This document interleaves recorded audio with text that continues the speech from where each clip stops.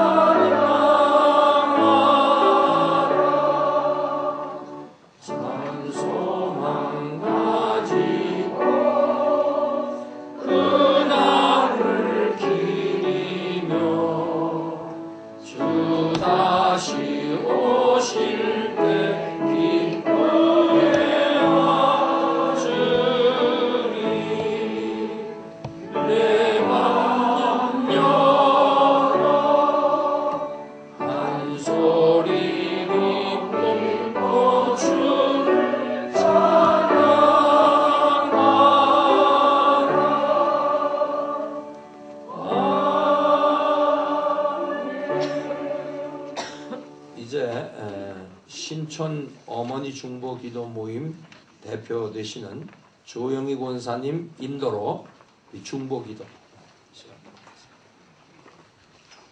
나라와 교회를 위하여 내 이름으로 일컫는 내 백성이 그 악한 길에서 떠나 스스로 겸비하고 기도하여 내 얼굴을 구하면 내가 하늘에서 듣고 그 죄를 사하고 그 땅을 고칠지라 하신 약속을 믿고 간구합니다. 이 민족을 불쌍히 여기시사 먼저 민족의 복음화가 이루어지기를 기도드립니다.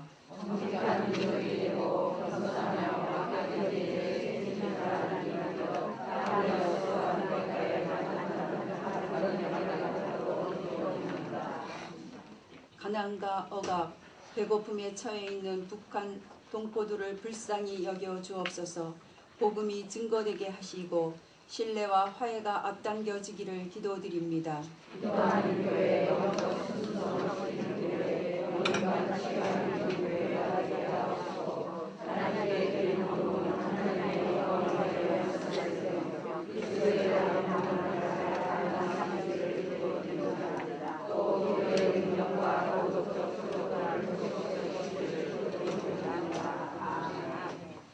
루디아 어린이 선교회를 위하여 선교회를 섬기는 회장님 이하 모든 분들에게 영육간의 강건함을 주옵시고 섬기시는 교회가 날로 부흥되기를 기도드립니다. 하나님께 주를 드리고 하나님의 영광을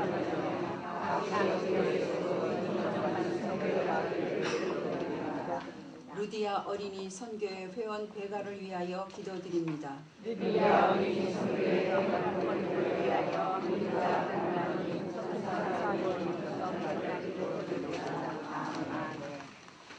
어머니 중보 기도 모임을 위하여 어머니들이 기도할 때 교파와 지역교회 중심에서 벗어나 400만 초등학교 어린이들을 위해 한 마음이 되기를 기도합니다.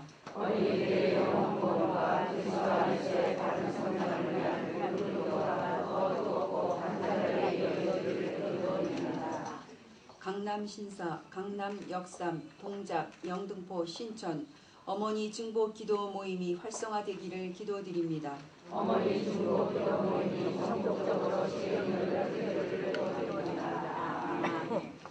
그림 성경 보내기. 성경을 기록하신 성령께서 그림 성경을 읽는 어린이들에게 동일하게 역사하셔서 읽을 때 깨닫게 하시고 깨달은 말씀을 기억하고 기억된 말씀이 그들의 삶의 현장에서 능력으로 역사되어지기를 기도드립니다.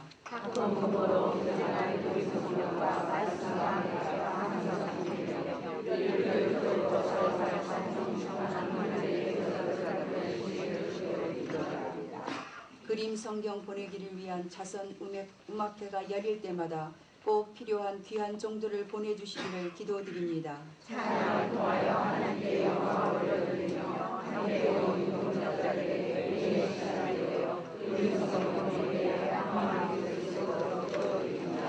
아멘. 말씀과 함께를 묵상하는 어린이들을 위하여 말씀과 함께를 매일 묵상하는 어린이들이 여호와의 율법을 즐거워하여 그 율법을 주야로 묵상하며 악인의 꾀를 쫓지 아니하며 죄인의 길에 서지 아니하고 오만한 자의 자리에 앉지 않게 하소서. 그리하여 시냇가에 심은 나무가 시절을 쫓아 과실을 맺으며 그 잎사귀가 마르지 아니함 같이 그 행사가 형통한 삶이 되기를 기도드립니다. 태초부터 마지막까지 예수 생명 예수 사랑하여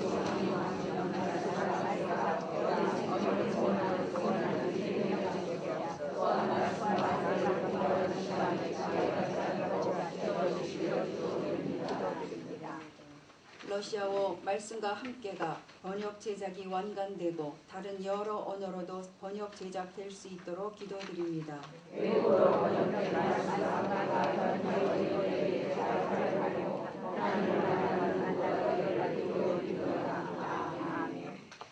루디아 아기 회원을 위하여 아기 회원들이 그 지혜와 키가 자라가며 하나님과 사람에게 더 사랑스러워가게 기도드립니다. 불신자의 하나님 아멘을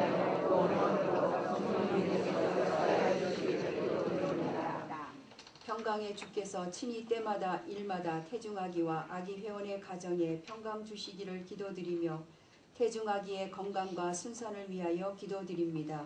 정신적으로나 신체적으로 건강하지 않은 회원에게 모든 행복하여 소리를 기도드리며 최선의 기도를 받을 수 있도록 인도하여 주시기를 기도드립니다. 초등학교로 진학하는 아기 회원들이 신실한 믿음의 담임 선생님을 만나기를 기도드립니다. 아기 회원 제도가 활성화되고 많은 아기들이 초등학교 교사를 위하여 어린이들 한 영혼 한 영혼에게 예수 생명을 불어넣어 주려는 교사들의 마음이 더욱 뜨겁게 하시며 많은 난관을 두려워하지 않고 하나님이 주시는 지혜와 사랑과 담대함으로 하나님의 말씀을 전할 수 있도록 기도드립니다. 선생님들이 학교에 가서 어린이들을 가르치고 양육하는 소리를 하고 강한 소리를 하나님의 말씀에 기초하여 학급을 경영하며 예수 그리스도의 사랑으로 어린이들을 돌보는 기독교사들이 학교마다 굳게 세워지기를 기도드립니다. 학교마다 신뢰가 세워지고 신뢰를 통해 새로운 기독교사를 만들어가고 학교 공화가 이루어지기를 기도드립니다. 초등교사 모임이 더욱 활성화되어 어린이들을 위한 사역이 활발하게 이루어지기를 기도드립니다. 말씀과 함께를 가르치는 준비와 미수의 교사들이 어려운 것을 알고 키워주시기를 기도드립니다. 초등학교 어린이들을 위하여 예수님을 영접하여 구원받고 그리스도 안에서 그 인격이 성숙하며 은혜와 육체와 영혼이 건강한 어린이가 되기를 기도드립니다.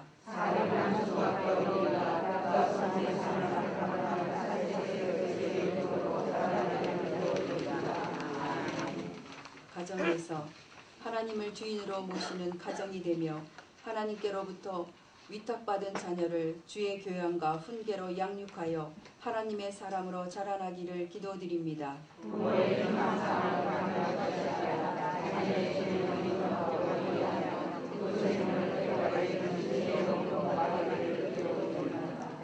하나님의 말씀 안에서 정직하며 예의 바르고 남을 배려하는 자녀로 키우도록 기도드립니다. 형제나 이웃의 자녀들과 비교하여 올바른 신분으로 평안히 하거나 열등한 신분으로 다툼게 하지 않기를 기도드립니다.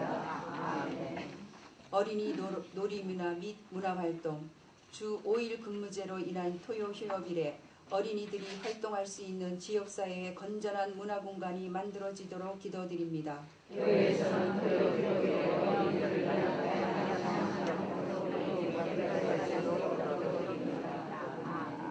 소외된 어린이를 위하여 소년 소녀 가장 소아암 및 중병을 앓는 어린이 고아원 결선 과정 장애아 직장인 부부의 자녀를 위하여 기도드립니다. 부모의 사랑을 받지 못하고 자라는 어린이들이 근소한 안에서 하나님의 교육을 받을 수 있는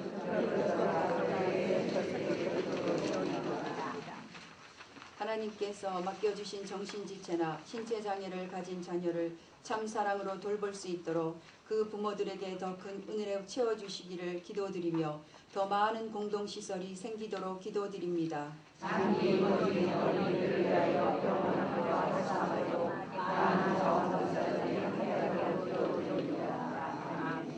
선교사 자녀들을 위하여 현지 언어와 모국어를 함께 습득할 수 있는 길을 열어주시고 풍토병으로부터 지켜주시기를 기도드립니다. 한국의 문화와 선교 경제를 위하여 자원하며 한국인으로서 선교성을 유지하도록 기도드립니다. 아멘.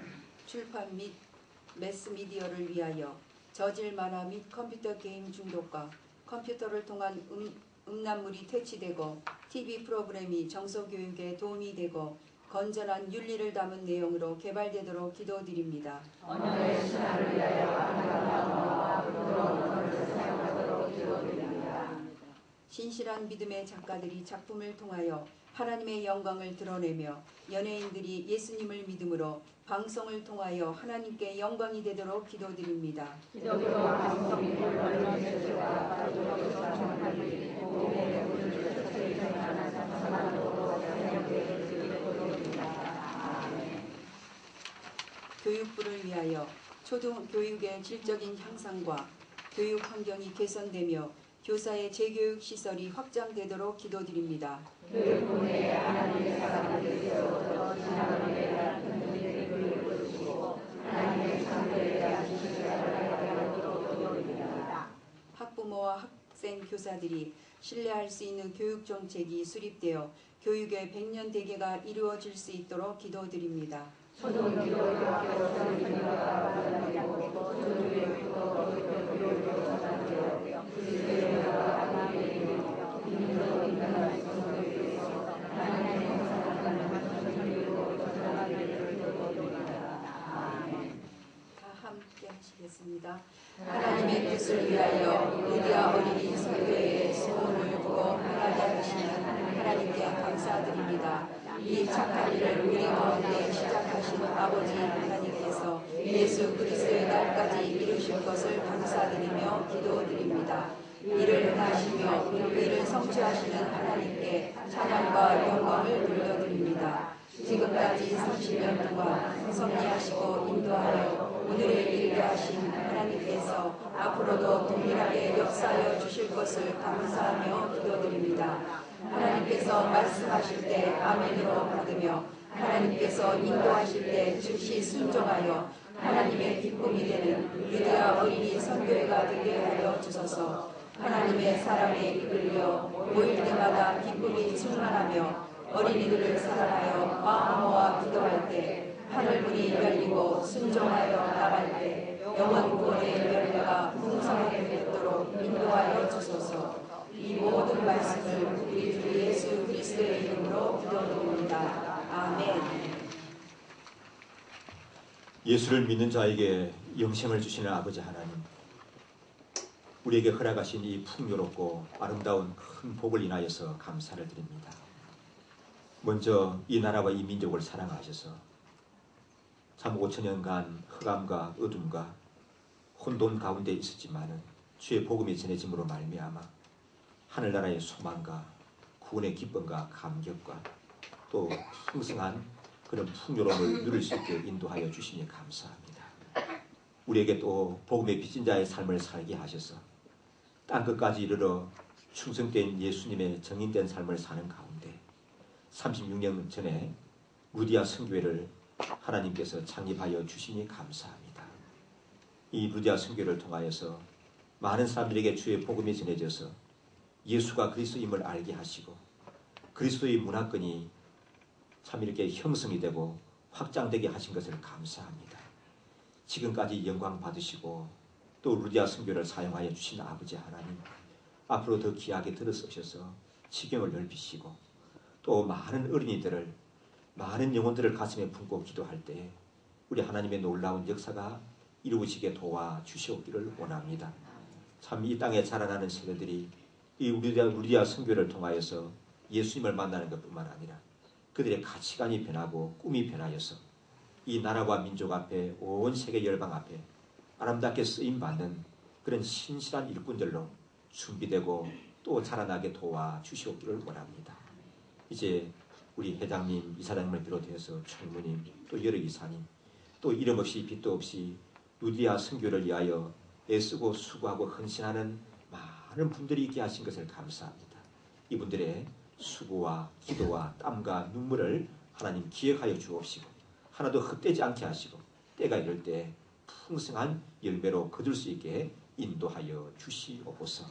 이렇게 감사 예배를 드리는 가운데 또 우리 조동천 목사님 세워주시니 감사합니다. 귀한 생명의 말씀 증거될 때 우리에게 도전이 되게 하시고 깨우침이 되게 하시고 큰 은혜가 되고 감사가 되게 도와주시옵소서. 감사드리옵고 예수님 이름으로 기도드리옵나이다. 아멘. 네, 우리 성경 말씀 열왕기하 5장 1절 7절 말씀 보도록 하겠습니다.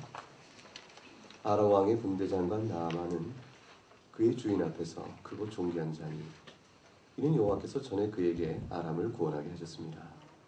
그는 큰 용사이나 나병 환자더라. 전에 아람 사람이 떼를 지어 나가서 이스라엘 땅에서 어린 소녀 하나를 사로잡으매 그가 나아만의 아내에게 수종 들더니 그의 여주인에게 이르되 우리 주인이 사마리아에 계신 선지자 앞에 계셨으면 좋겠나이다. 그가 그 나병을 고치리다 하는지라. 나아만이 들어가서 그의 주인께 아뢰어 이르되 이스라엘 땅에서 온 소녀의 말이 이러하더이다 하니 아람 왕이 이르되 갈지어다. 이제 내가 이스라엘 왕에게 그를 보내리라 하더라.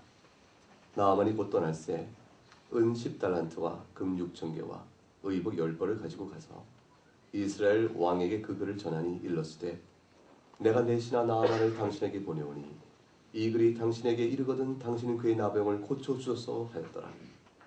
이스라엘 왕이 그 글을 읽고 자기 옷을 찢으며 이르되 내가 사람을 죽이고 살리는 하나님이냐? 그 어찌하여 사람을 내게로 보내 그의 나병을 고치라 하느냐? 너희는 깊이 생각하고 저 왕이 틈을 타서 나와 더불어 시비하려 함인 줄 알라 하니라. 아멘. 하나님 말씀입니다.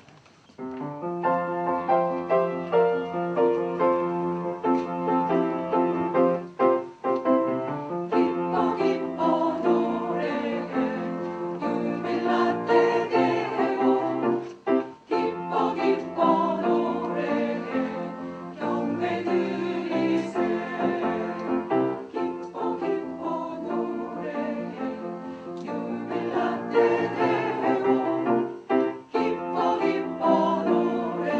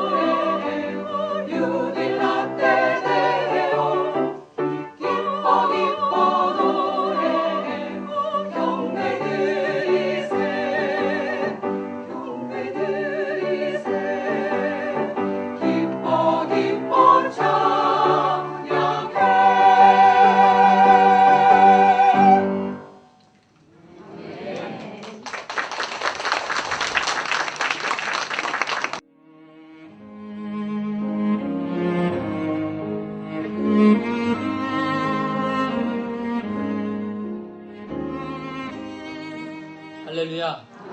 주님을 찬양합니다. 이 선포된 말씀으로 여러분 각 사람에게 또 루디아 선교에 꼭 필요한 하나님의 은혜가 임할 줄로 믿습니다. 오늘 말씀의 제목은 이 소녀와 장군이라는 제목입니다. 오늘 그 1절에 보시면 장군이 한 명 나오고 있습니다. 한번 1절 같이 읽어보시죠. 아람 왕의 군대 장관 나아만은 그의 주인 앞에서 크고 존귀한 자니 이는 여호와께서 전에 그에게 아람을 구원하게 하셨습니다. 그는 큰 용사이나 나를 한자더라. 장군이 나오고 있습니다. 근데 아람 왕의 군대 장관, 총사령관이지요. 그리고 그 나라를 구원한 영웅입니다. 우리나라 이순신 장군 같은 그런 영웅인지 모르겠습니다. 그런데 대조적으로 2절에 보니까 한 나약한 소녀가 나오고 있습니다. 2절 한번 같이 읽어보겠습니다. 전에 아람 사람이 떼를 지어 나가서 이스라엘 땅에서 어린 소녀 하나를 사로잡음에 그가 나아만의 아내에게 수정되더니. 지금 이 어린 소녀가 나오는데 이 소녀는 노예로 끌려온 불쌍한 아이죠. 가장 나약하고 비천한 그러한 존재입니다. 오늘 이 본문은 여러분이 잘 알고 있는 나아만 장군에 대한 이야기지만 실제로는 이 소녀에 대한 이야기입니다. 그리고 이 한 어린 소녀와 장군의 그 인생의 역경 속에서 하나님의 놀라운 구원의 역사, 섭리, 정말 세계사의 흐름을 바꿔놓는 위대한 역사가 일어나게 되죠. 여러분이 잘 알다시피 나아만 장군 이야기는 잘 알잖아요. 만약에 이 소녀가 없었다면 나아만 장군에게는 이 기쁜 소식이 전해지지 않았을 것이고, 그리고 이 나아만 장군은 영영 그냥 나병 환자로서 죽었을 것입니다. 하나님을 몰랐을 것이고, 또 계속해서 아람은 북이스라엘의 가장 위협적인 적국으로서 계속해서 침범을 하고 이스라엘은 고통 가운데 시달렸을 것이죠. 그런데 이 한 소녀가 노예로 잡혀감으로 말미암아 나아만 장군은 하나님을 알게 되고 온 세상에 하나님 한 분 외에는 신이 없다는 것을 깨닫게 되고 하나님께만 예배하는 사람으로 바뀌게 될 뿐만 아니라 나아만 장군이 살아있는 동안에는 아람 군대가 이스라엘을 쳐들어가지 못합니다.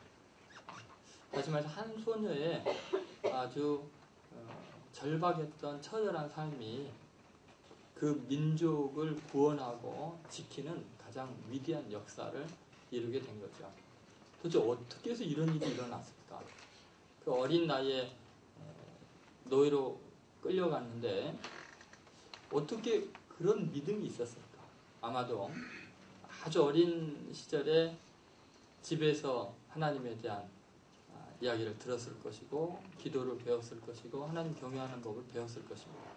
그 어린 나이에 이 아이가 하나님을 만나고 나니까 아주 처절한 삶의 현장으로 계속 내몰리는 비참한 삶의 속에서도 놀랍도록 그 위대한 일을 행하는, 신앙을 잃지 않는 신앙의 영웅이 되는 것을 알 수 있죠. 그래서 이 루디아 선교회가 몇 주 전이에요? 생각해 보시죠. 36년 동안 하나님의 말씀을 많은 아이들에게 전했습니다. 근데 그 씨앗이 절대로 헛되지 않아서 오늘 이 본문에 나오는 이 소녀가 어린 나이에 복음을 듣고 한 시대를 구원하는 위대한 일을 행한 것처럼 여러분이 뿌린 그 복음의 씨앗이 어린 아이들, 그들에게 결코 헛되지 않아서 그들의 삶의 역경을 이겨내는 힘이 되고 위대한 역사를 반드시 이루게 될 날을 여러분이 목도할 줄로 믿습니다. 오늘 이 소녀와 장군을 통해서 정말 이 굉장히 극적인 드라마를 우리는 보게 되죠. 양창순 씨가 쓴 책 중에 내가 누구인지 말하는 것이 왜 두려운가라는 책이 있는데 거기에 이런 내용이 있습니다. 종이 장미는 한결같이 아름답지만 생명이 없다. 생명이 없으니 치열함도 없다. 의례적인 인사, 사교적인 웃음도 언제나 한결같다. 그러나 거기에는 인간적인 고뇌가 없다. 상대방에 대한 갈구, 욕망, 그것을 자제하려는 억압과 갈등이었다. 내 인생이 종이 장미 같기를 바라지는 않는다. 좌절하고 실패하고 아프고 쓸쓸하더라도 온전히 살아있는 것이기를 소망한다. 아마도 이것은 나만의 간절한 바람은 아닐 것이다. 우리는 누구나 삶에서 생생한 체험을 하기 바란다. 문제는 그러면서도 그 과정의 치열함이 두려워 때로 회피하고 도망치고 싶어진다는 것이다. 여러분, 우리 인생에 생명이 있다는 것은 치열한 고난이 있다는 것을 전제로 합니다. 살아있는 동안 고난을 피할 길이 없습니다. 오늘 도대체 인생이라는 게 뭔가, 이 소녀와 장군을 통해서 우리가 한번 깊게 생각하려고 합니다. 첫 번째, 인생의 치열한 현장입니다. 오늘 본문에 나오는 이 소녀는 정말 파란만장한 인생으로 내몰리는 안타까운 경험을 하게 됩니다. 그 첫 번째 우리 인생에서 이 치열한 현장이라는 것은 뭐냐면 갑작스럽게 추락한 현실을 경험하게 된다는 거죠. 오늘 본문의 그 2절을 자세히 보면은 굉장히 비극적인 일이 진행되고 있습니다. 전에 아람 사람들이 떼를 지어서 나가서 이스라엘 땅에서 어린 소녀 하나를 사로잡음에, 여러분 지금 이렇게 성경은 쉽게 기록이 되어 있지만 이 사건이 일어나는 것을 생각해 보면 너무너무 가슴 아픈 일입니다. 이 나라가 제대로 국방을 지키지 못하니까 이 적국인 아람 사람들이 때로 몰려와서 애들을 자꾸 유괴해 가는데, 들판에서 친구들과 재밌게 뛰어놀다가 어느 날 갑자기 그냥 아람 사람들이 때로 몰려와서 노루 사냥하듯이 한 소녀를 사냥해 간 거야. 몰아서 잡아간 겁니다. 그러면 여러분, 그 아이는 어린 소녀로서 어머니에게 재롱 부리고 애교를 부리면서 또는 투정을 부리면서 행복하게 살아야 할 아주 어린 소녀가 갑작스럽게 노예 신분으로 떨어지게 된 거거든요. 갑자기 짐승처럼 정말 잔혹한 대우를 받는 환경으로 떨어지게 되죠. 갑작스럽게 아주 보호받고 사랑받는 자리에서 처참한 노예로 떨어졌을 때 얼마나 삶이 힘겨웠겠습니까? 우리가 인생을 살아가면서 때때로 경험하는 게 뭐냐면 내가 원하지 않게 내몰리는 상황이 있다는 거예요.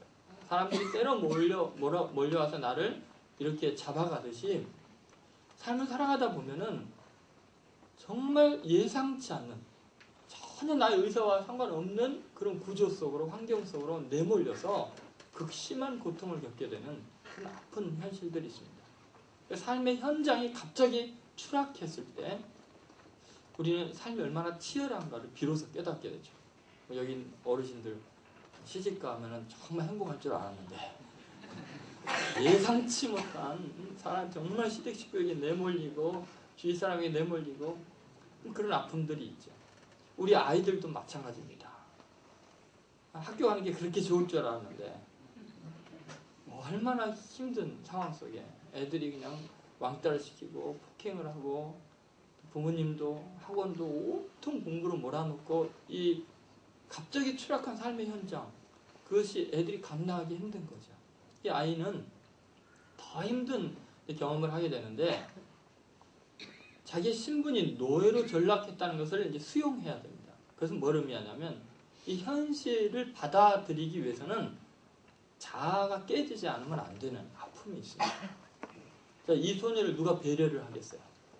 말이 통해요? 갑자기 외국으로 끌려갔으니. 어린 양이 통하겠습니까? 누구에게 하소연을 할 수 있습니까? 말이 안 통하니까 눈치를 봐야 되는데 매질로 다스렸을 거예요. 근데 애가 무슨 철이 들었겠어요? 울고 보채면 어떻게 하겠어요? 계속해서 그 상황 파악이 될 때까지, 자아가 무너질 때까지 사람들이 혹독하게 됐을 거예요. 애가 갑자기 철이 들어야 되는 거예요. 억지로라도. 만약에 자아가 깨지지 않으면 죽는 겁니다. 내가 생각하고 내가 바라보고 내가 하고 싶은 것들이 다 무너지지 않으면 살 수 없는 지경에 이르게 된 거죠. 자기가 원하는 것이 아니라 상대편이 원하는 대로 살아야 된다는 것을 깨닫기까지 이 아이는 얼마나 잔혹한 대우를 받았겠어요. 얼마나 많은 채찍과 매질을 또 굶주림을 겪어야 됐겠습니까? 여러분, 우리는 때로 상상할 수 없는 고통을 통해서 우리의 자아가 박살이 나는 것을 경험하게 됩니다. 두려움과 죽음 같은 고독이 이 소녀에게 몰려왔을 거예요. 요새 아이들을 보면요, 바로 그 모습입니다. 정말 노예 같은 삶이에요. 전혀 자기가 원하는 것, 바라는 것, 희망하는 것은 완전히 배제된 채 정말 잔혹한 대우를 받습니다. 노예 같아요. 무엇을 위해서 그렇게 몰아가는지 모르겠어요. 여러분, 애들이요, 지금 살아남으려면요, 자신의 그 독특성들을 포기하지 않으면 안 돼요. 다 이제 사회가 원하는 대로, 엄마가 원하는 대로, 학교가 원하는 대로 자기는 음악을 잘하는데 음악 시간은 점점 없어지고 있고요. 그건 점수로 넣지도 않아요. 자기는 미술을 잘 그리는데 그거 인정 안 해요. 학력고사 볼 때, 대학에서 뽑을 때 맨날 국영수. 애들이 자기의 존엄성과 자존심을 다 무너뜨리지 않으면요, 이 사회는 살아남을 수 없는 지경이 됐어요. 이 소녀와 똑같은 형편입니다. 이 소녀가 노예시장에서 팔릴 때 그나마 하나님께 얼마나 기도했겠죠. 하나님, 어차피 팔릴 바야. 부잣집에 팔려서 좀 편히 살게 해주세요.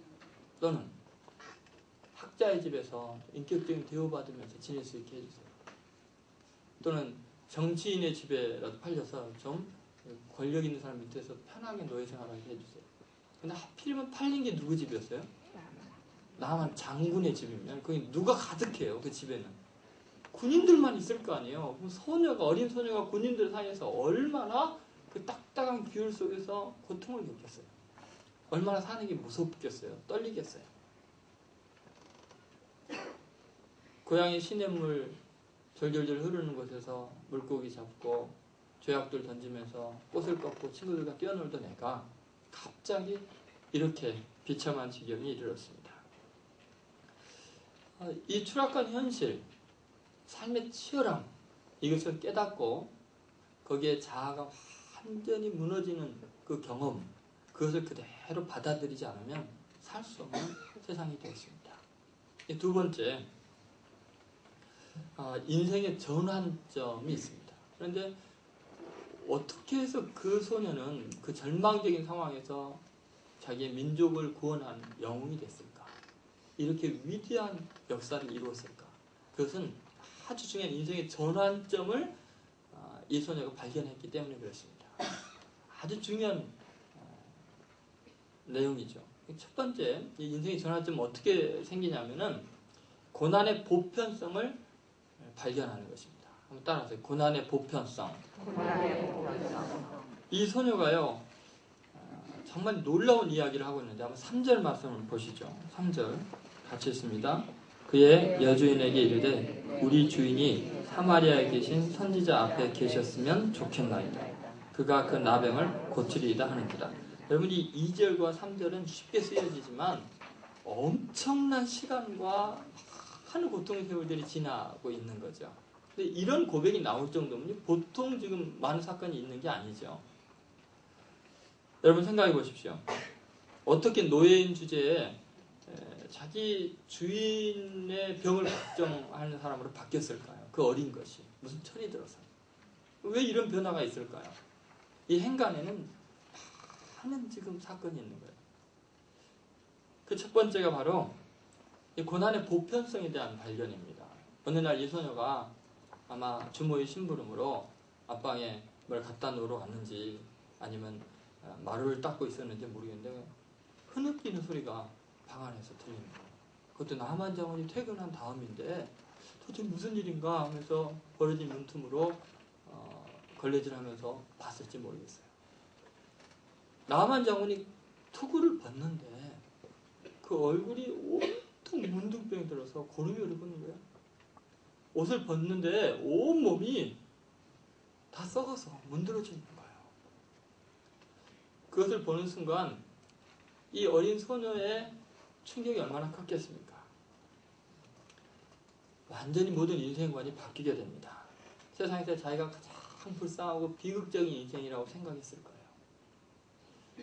몇 번이나 죽을 생각만 했을 것입니다.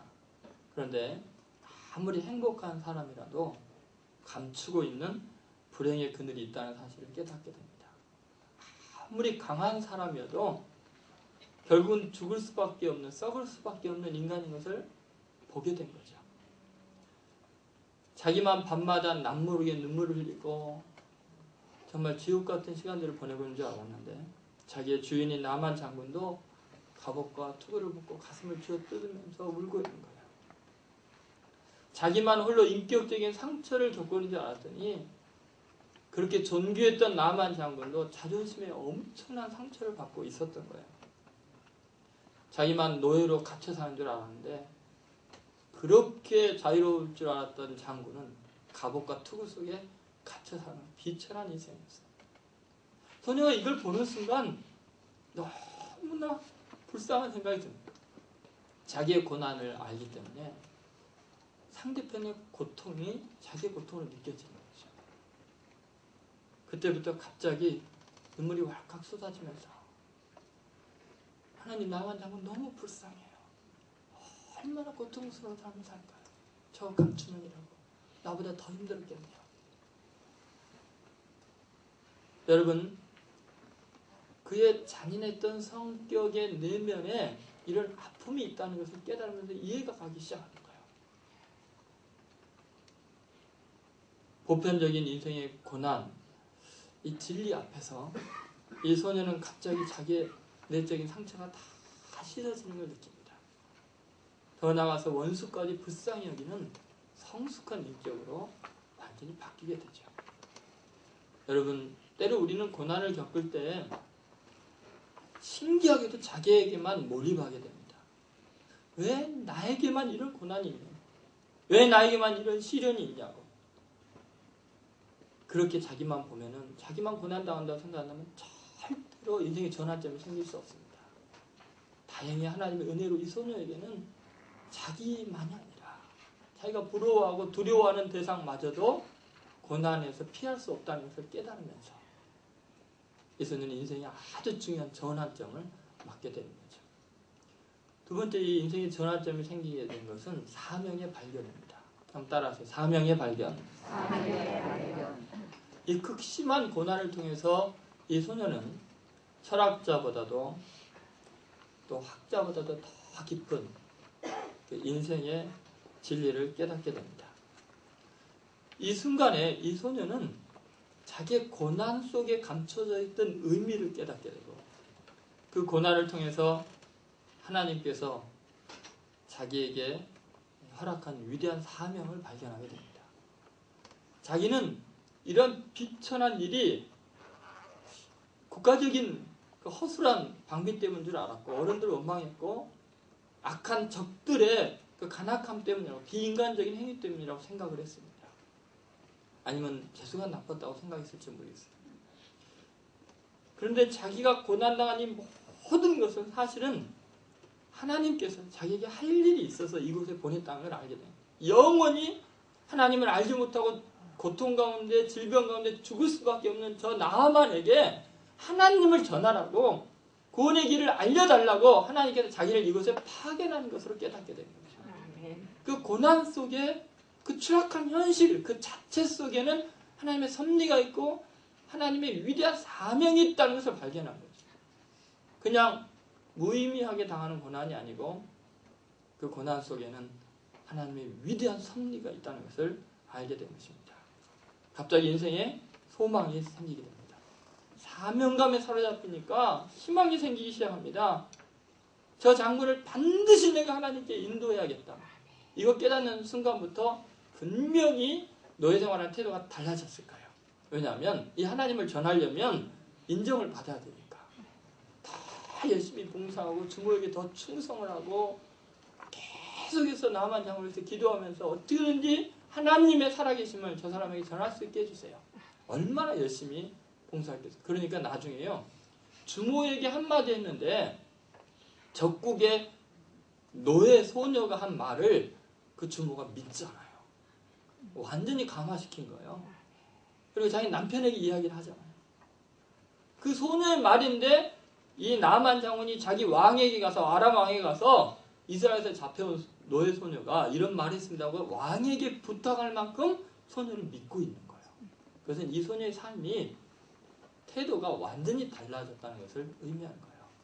삶 속에 너무너무나 성실하고 정말 하나님과 함께하지 않으면 도저히 일어날 수 없는 그 인간적인 모든 약점을 초월한 반응 앞에서 이미 주모와 나만 장군이 소녀와 함께하신 하나님을 만나게 된 거죠.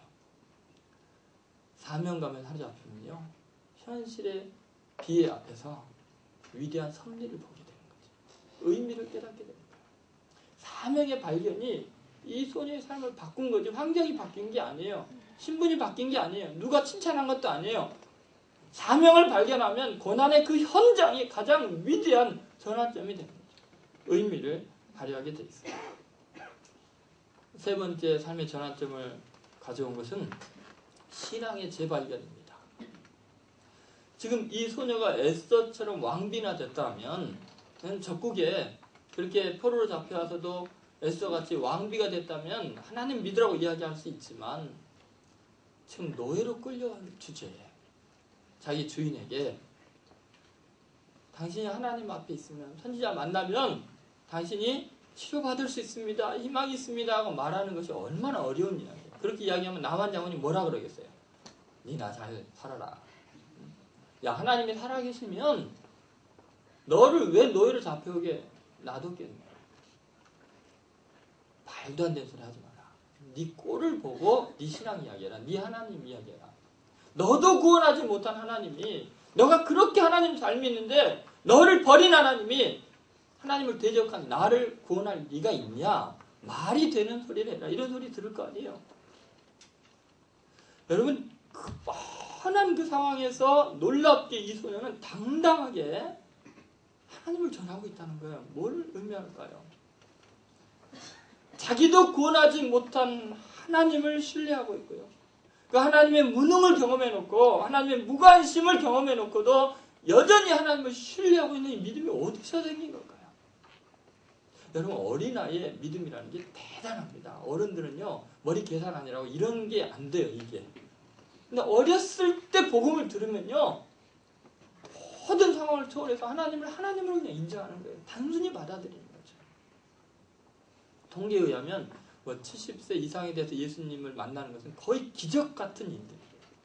나중에라도 예수님 영접한 사람들 다 보면 나중에 어렸을 때 한 번이라도 교회 가보고 복음 들은 사람들이 청년이 되건 장년이 돼서는 돌아오는 거지, 처음 60대, 50대, 70대 복음 들어갖고 구원받은 사람 거의 없다는 거예요. 1%, 2%도 안 된대요. 여러분, 이 소녀는요, 놀라운 신앙의 재발견을 한대. 우리가 생각할 때 신앙은 내가 기도하면 응답하시고 도와주시고 역사하신 그 하나님 때문에 그 간증을 하는, 그걸 우리는 좋은 신앙이라고 생각하는데, 진짜 신앙은 하나님이 나를 버려도 그 하나님을 여전히 신뢰합니다. 여러분 생각해 보세요.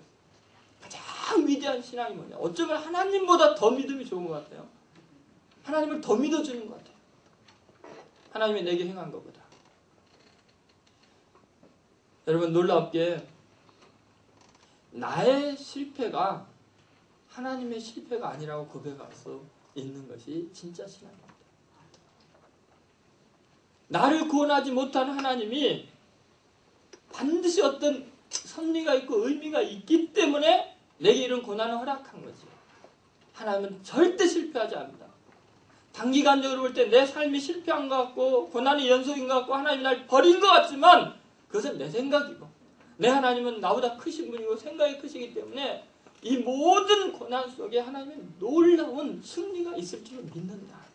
이 소녀는 이걸 믿은 거예요. 여러분, 그렇게 고백할 수 있어요? 나의 실패가 하나님의 실패가 아님을 믿습니다. 오늘 내 이 환경이 모든 게 아니고 놀라운 하나님의 섭리가 있을 줄은 믿습니다. 기독교는 이걸 믿을 때 진짜 신앙이 됩니다. 생각해보세요. 모든 것이 그렇습니다. 예수님께서 십자가 위에 매달려 계실 때 지나간 사람들이 침을 뱉고 조롱하면서, 너가 남은 구원하면서 니는 구원 못한다. 네가 십자가에서 내려오라. 그러면 우리가 믿겠노라. 똑같은 상황이 이 소녀가. 야, 니도 구원하지 못한 하나님 믿으라는 게 말이 되냐? 너가 그 처참한 자리에서, 절망의 자리에서, 마지막 모든 것이 실패한 자리에서, 제자들이 다 버리고 도망간 그 자리에서, 네 백성들이 못 박으라는 그 자리에서 네가 남을 구원하겠다고. 니나 구원하라. 네 하나님 어디 있느냐? 그런데 놀랍게 그 십자가 위에서 인류를 구원했어요. 가장 처참한 추락한 현실 앞에서 모든 걸 잃어버린 그 자리가 하나님의 시은소가 되었어요. 거기에 구원이 있었어요. 십자가는 구원의 상징이 되었어요.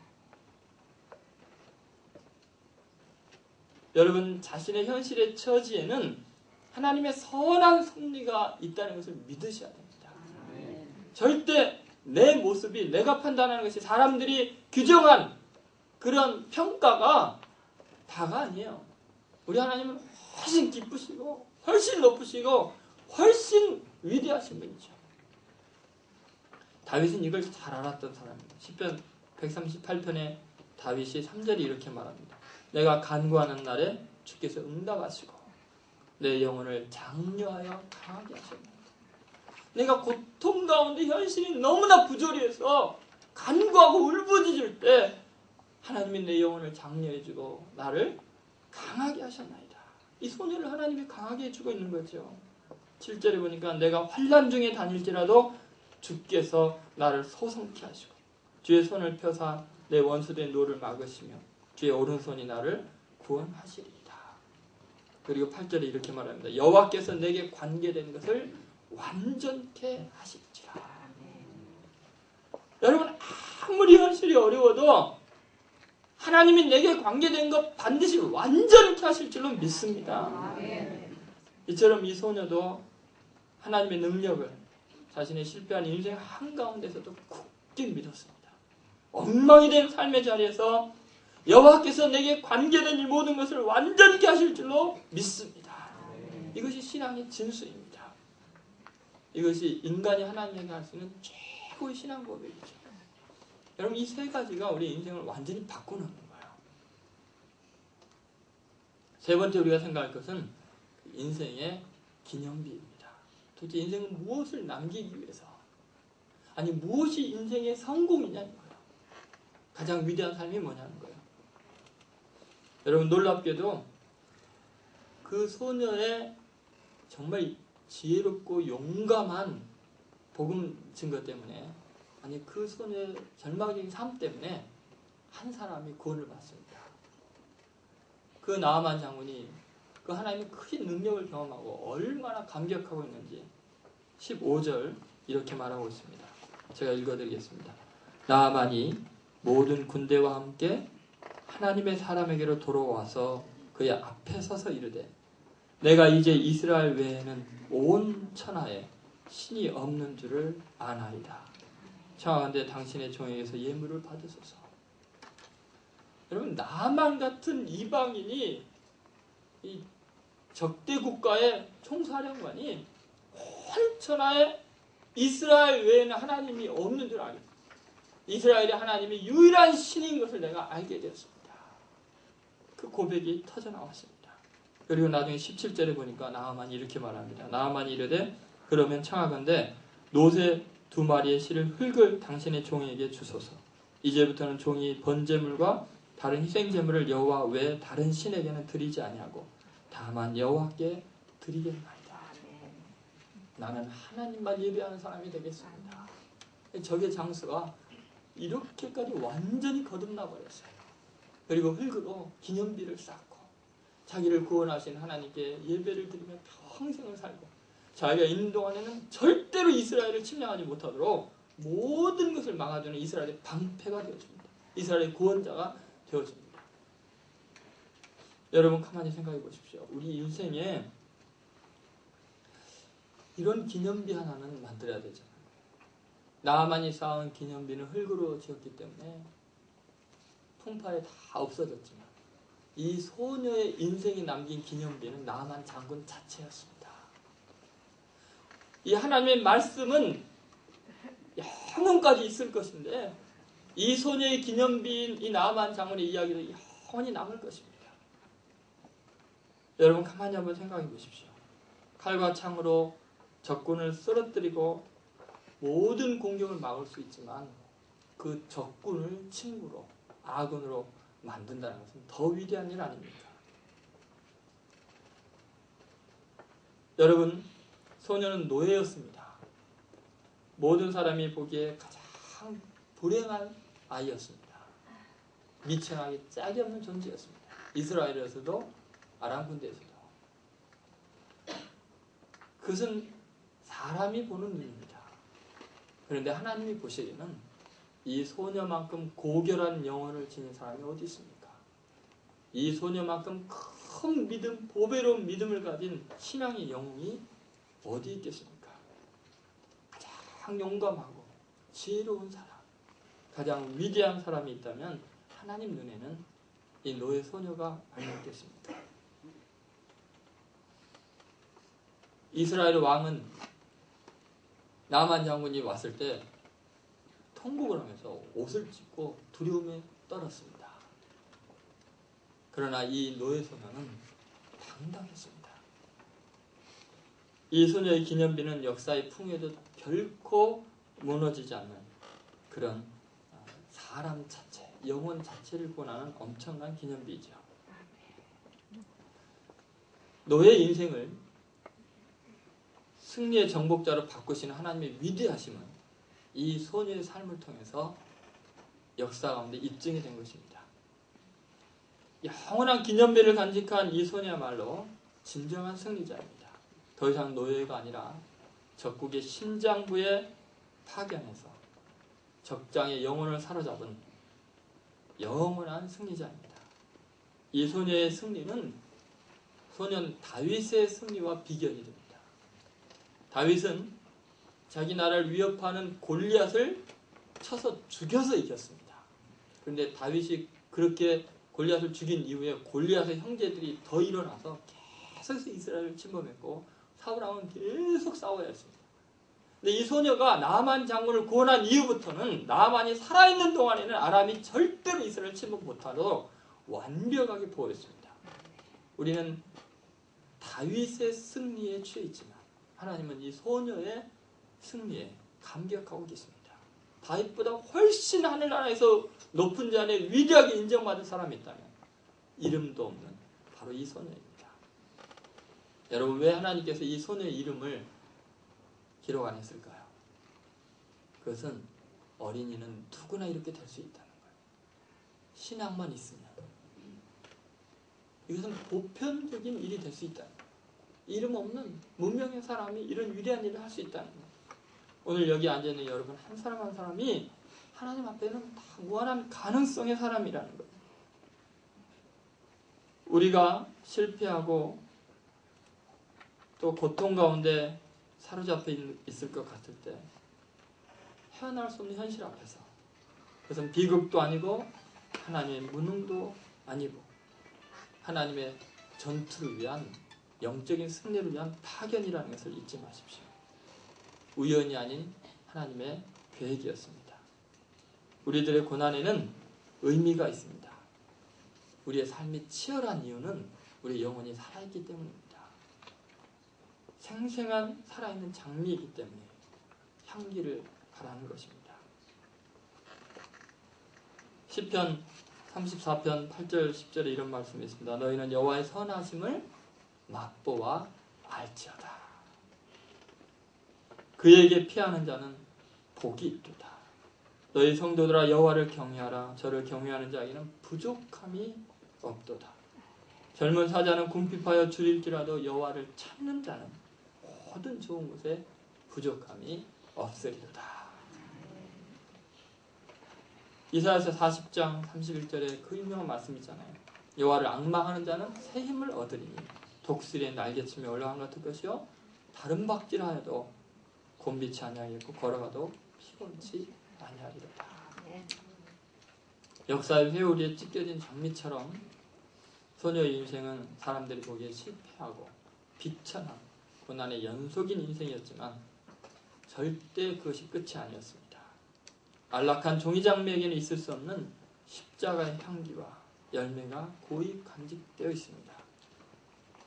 하나님이 살아계시기에 그를 믿는 자에게 하나님은 실패를 과정으로 겪게 하실 뿐 결코 결과로 남기지 않습니다. 주님께서 가셨던 그 길처럼 이 하나님을 신뢰하고 오직 끝까지 하나님에 대한 믿음을 잃지 않았던 이 소녀를 하나님은 버리지 않으시고 한 역사의 영웅으로 바꾸셨습니다. 여러분의 삶의 현장이 바로 그 절망의 그 한가운데 하나님은 기대하십니다. 너의 영원한 기념비를 만들 기회니라. 역사를 바꿀 수 있는 위대한 사람이 될 수 있는 기회가 우리의 비애 가운데, 비극 가운데 있습니다. 여러분, 오늘 이 소녀를 통해서 여러분이 지금 뿌리고 있는 씨앗들이 먼 날 이 역사를 바꾸는 위대한 신앙의 영웅들을 만들고 있다는 걸 잊지 마시고, 또 그렇게 섬기고 있는 여러분의 삶이 편하지 않을 것입니다. 고난이 있을 것입니다. 그 속에 있는 하나님의 놀라운 사명, 그 비전을 바라보시고 끝까지 믿음으로 승리하셔서 하나님 앞에 인정받는 신앙의 영웅들이 되시기를 주의 이름으로 축원드립니다. 기도하겠습니다. 하나님을 부인하지 않으며 오히려 주님을 여전히 살아계신 하나님으로 경배할 수 있는 믿음을 주옵소서. 너 자신도 구원하지 못한 하나님이라고 세상의 현실이 아무리 구박하고 조롱해도 바로 그 처지에서 우리의 원수인 나만 장군 같은 자들도 구원받을 수 있다는 그 믿음과 사랑의 능력을 주옵소서. 이러한 위대한 신앙의 확신을 우리에게 주옵소서. 하나님 아버지, 그 소녀는 도대체 얼마나 깊이 기도했으면, 얼마나 하나님을 신뢰했으면 그런 확신이 들었습니까? 하나님과 얼마나 가까웠기에 이 현실을 변화시키는 믿음의 능력이 가능했습니까? 그런 깊은 신앙의 경지에 우리를 이끌어 주옵소서.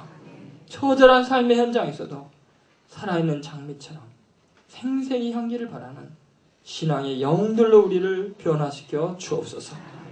이제는 비극의 자리에서 눈물로 영원한 기념비를 세우는 주님의 기쁨이 되길 결심하옵고 예수님의 이름으로 기도드리옵나이다. 아멘.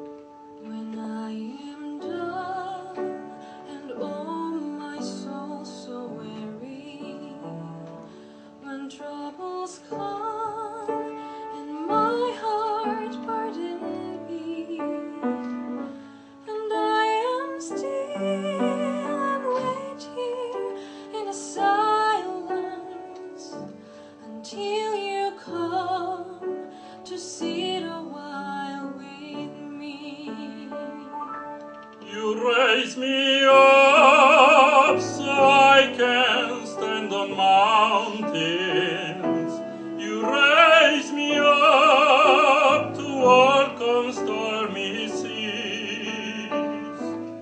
I am strong when I am on your shoulders.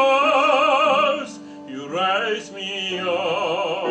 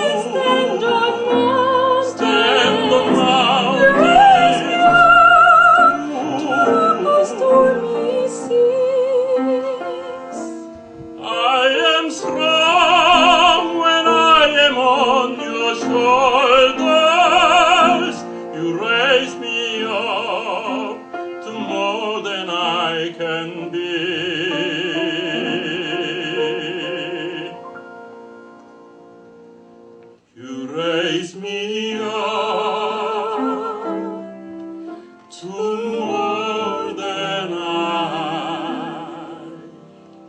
can be.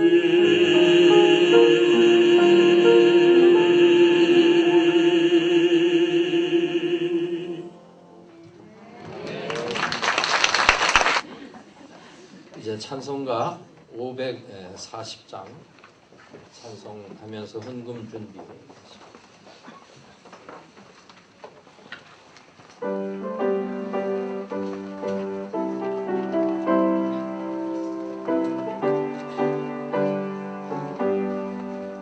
주의 음성을 내가 들으니 하는 말일세 믿는 마음으로 주께 가오니 나를 영접하소서.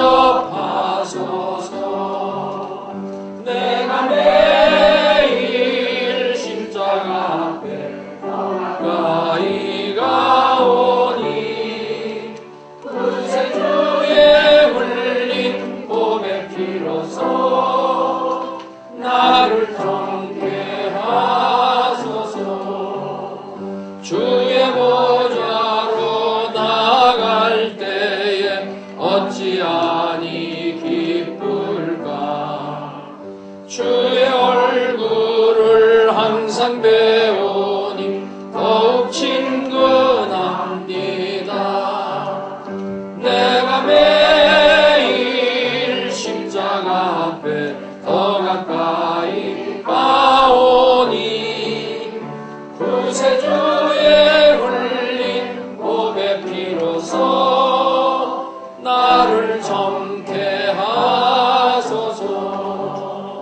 우리 구주의 넓은 사랑을 측량할 자 없으며 주가 주시는 참된 기쁨도 헤아릴 수 없도다. 내가 매일 십자가 앞에 더 가까이 가오니 구세주의 흘린 봄의 피로써 나를 정케 하소서. 아멘.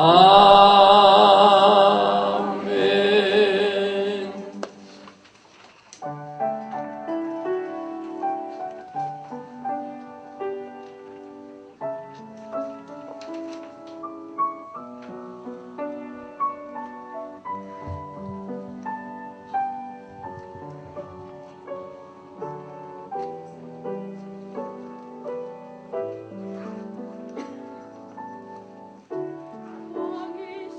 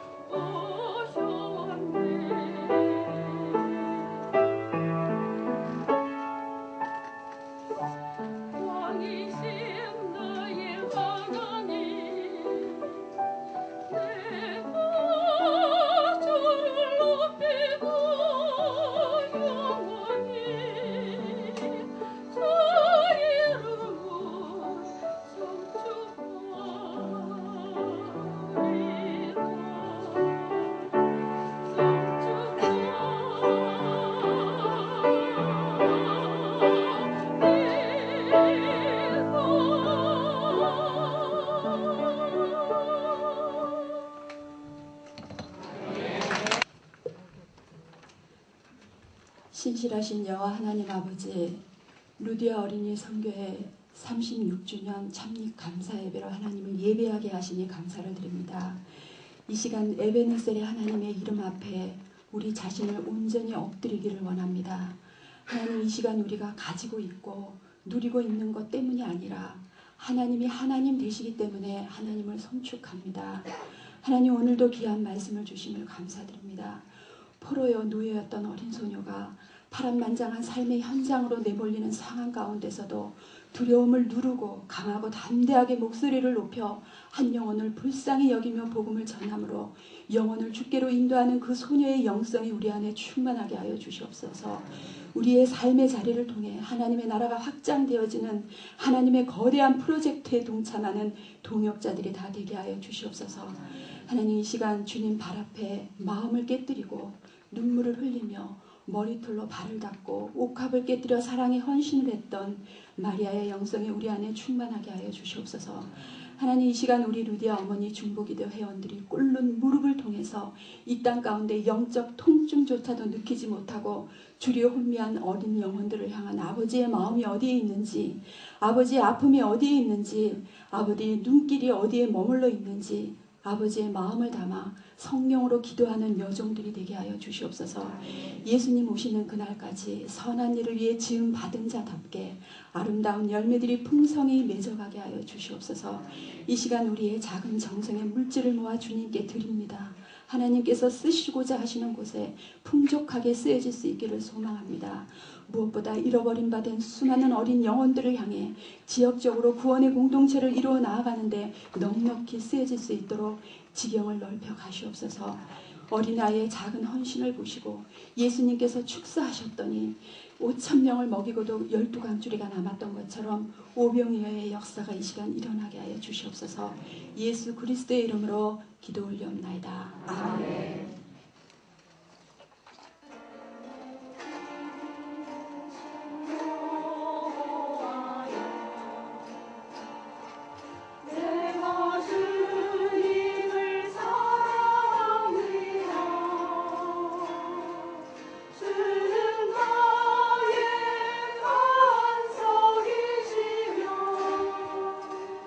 나의 요새 시라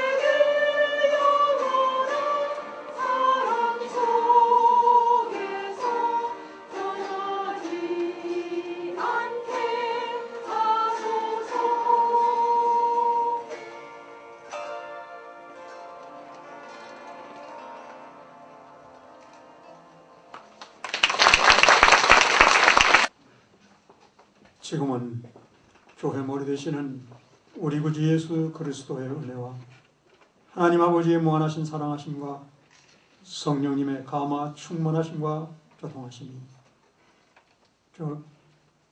루디 어린이 선교회를 36년 전 세워주신, 그리고 오늘까지 주께서 기뻐하시는 사역을 감당케 해주신 은혜를 감사하여 아버지 앞에 예배드린 모든 심령들 머리 위에와 루디 어린이 선교회 위에, 그리고 이 사역을 위해 함께 기도하며 물질로 후원하는 모든 교회와 성도들 머리 위에, 오늘도 교육 현장에서 이 땅의 어린이들을 나만 장군 가정에 포로로 붙잡혀가 노예 생활하던 어린아이, 그러나 고난 속에서도 여호와 하나님 살아계심을 믿고 의지하며 역사의 주역으로서의 사명을 감당하던 아이와 같은 어린이들로 말씀 가운데 양육하기 위하여 힘쓰는 교사들과 또한 루디 어린이 선교회의 기도의 힘이, 그리고 말씀의 힘이 젖지는 이 땅의 400만 어린이 머리 위에